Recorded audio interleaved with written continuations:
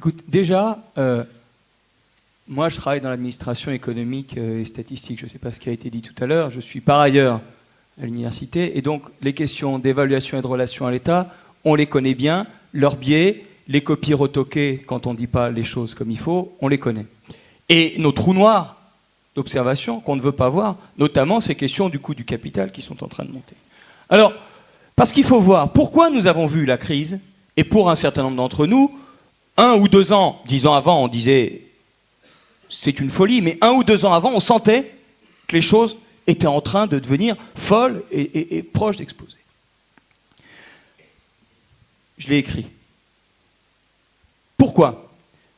Cette histoire du capital, nous sommes obsédés par ce pouvoir du capital, par le capital financier et sa logique.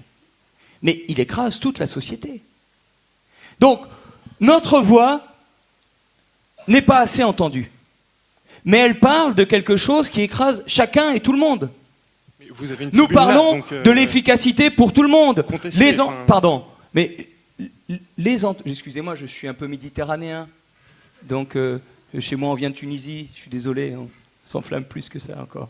Désolé. Mais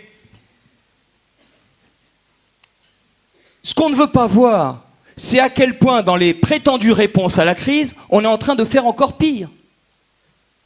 Notre intervention dans le débat public, qui se fait auprès des citoyens, auprès des salariés, qui sont aussi une composante majeure des entreprises, elle a permis de mettre en lumière, dans le débat français spécifiquement, la Banque Centrale Européenne comme un objet politique qui agit et qui devrait agir autrement. Et dans beaucoup de pays, on nous dit « Oh, quelle chance vous avez en France que la Banque Centrale Européenne soit si connue !» On a même jusqu'à mon collègue Benoît Cœuré, qui leur verse des larmes de crocodile, c'est le Français qui est représentant à la Banque Centrale Européenne, en disant « Les 1000 milliards d'euros que la Banque Centrale Européenne a donnés aux banques, pourquoi ne vont-elles pas aux PME ?»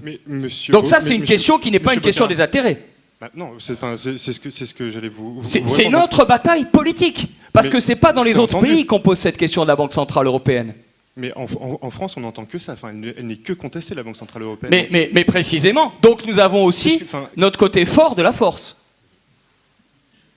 Donc maintenant, vous êtes entendu, si vous me permettez, parce qu'il faut dérouler une logique, les alternatives que nous proposons, c'est pas dire jetons la Banque Centrale Européenne, cassons tout, ou bien Inch'Allah, demain, les traités seront changés.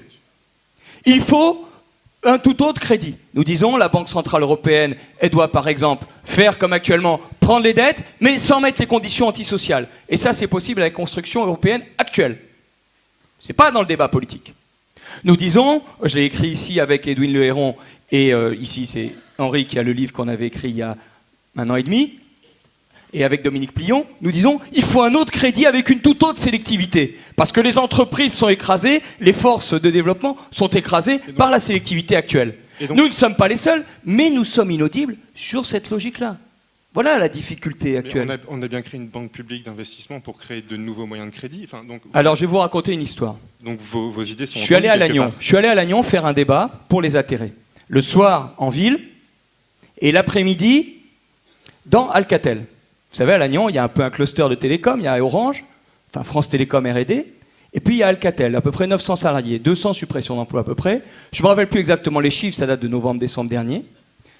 Plein de suppressions d'emplois, parce qu'il manquait d'argent, ils sont allés voir une banque. Qui leur a prêté à Alcatel ?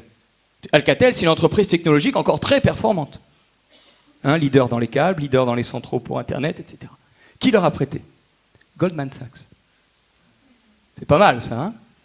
Et quelles conditions a mis Goldman Sachs ? Vous connaissez peut-être ça mieux que moi, je ne connaissais pas. Des covenants, je ne connaissais pas ce mot-là, qui sont des ratios financiers chaque trimestre. Et si les covenants ne sont pas respectés, eh bien, ils ont une idée que nous, Français, on n'aurait pas eu, bien meilleure que la nôtre. Ils raflent les brevets. Ouais. Alors, j'ai discuté avec les salariés. C'est l'intersyndicale, et puis c'était bien parce qu'ils n'ont pas l'habitude de discuter de questions politiques et économiques, ils sont un peu dans leur jus. Donc on discute, ils disent « Ah, on pourrait faire une loi contre ça !» Je dis « Oui, on peut faire toujours une loi contre le monsieur qui a levé la jambe droite, mais on peut tout de suite utiliser une action positive. » Pourquoi la Banque publique d'investissement, et je reviens à ce que vous dites sur la Banque publique d'investissement, pourquoi la Banque publique d'investissement, c'est pas elle qui prête à Alcatel, et avec de toutes autres conditions, parce que c'est quelque chose de public. Et il faut mettre en cause, effectivement, les responsables politiques. Il y a toute une construction à faire là-dessus. Mais cette réorientation du crédit, elle va se heurter effectivement à la logique. Donc vous voyez, les questions sont posées de façon frontale, mais elles sont obscurcies effectivement par les médias, par le débat d'idées, par le manque de temps, l'inculture. Voilà l'enjeu énorme qu'on a. Nous, on fait confiance à la culture, au savoir et finalement à ce qui travaille la société.